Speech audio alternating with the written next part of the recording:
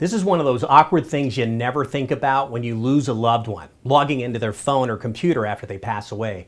I'm Kurt the CyberGuy, and if you've recently lost a loved one, a friend or family member, you may be looking to gain access to any of their devices, such as their phone, computer, or tablet, to get the personal data they left behind. Now, here are the steps you can take to try unlocking an Android or PC after the owner passes away. Many Android and PC users connect their devices to a Google account. If you know their email and password to their Google account, well, you may be able to reset their password this way.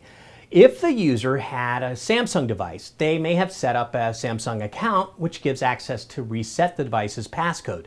If you do have that login information, go to Samsung's Find My service and then follow the instructions to reset and unlock the phone in just seconds. If the owner of the device was a Microsoft user and had an email address ending in Outlook.com, Live.com, Hotmail.com, or MSN.com, and you do not have their Microsoft login information, you're still in luck here. You can request it through a subpoena or court order. Yeah, that's a lot of effort, but you'll most likely be required to provide some sort of information like a copy of their death certificate, ID or password, a copy of the certificate of inheritance, and your ID or passport. Finally, you can try removing an SD memory card from their device. Some devices have a built-in memory card, which you may be able to take out and connect to another computer using an SD card reader.